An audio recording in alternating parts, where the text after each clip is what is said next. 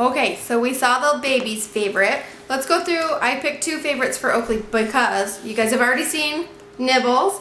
If you didn't see the post that I posted before, head back and watch that video. She goes through it in a lot more detail than I'm going to right now. But this book goes everywhere with us. I don't know if you guys saw the little picture of Oakley nibbling the cracker box at the store. That's pretty cool. This is where she got it from. So if you haven't seen it, I'm going to show you real quick. The very first thing you do in Nibbles' book is let him out of his cage. And then chaos starts. He goes through, he nibbles a lot of stuff. He nibbles out of his own book right here.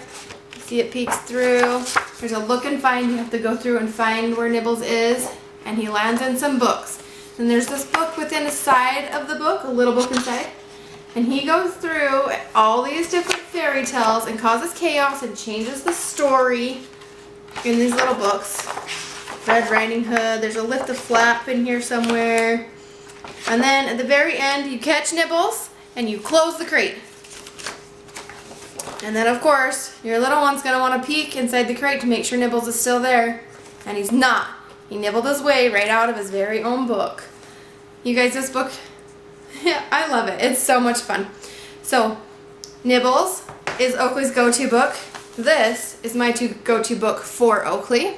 This is the complete book for Farmyard Tales. It comes with a CD, which isn't even in here because it's actually in her CD player right now. Go figure.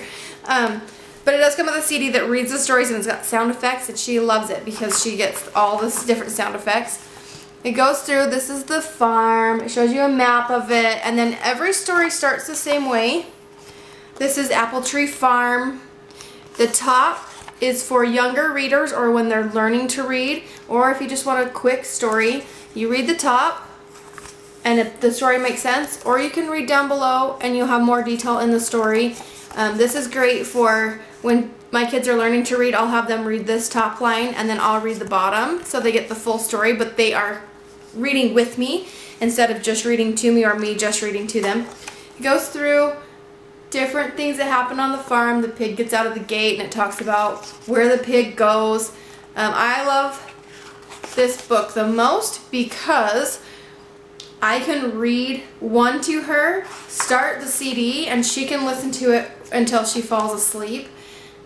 And she loves that, and I love it because she gets a lot more stories than I'm willing to sit and read some nights when she's not tired, but it's way past bedtime.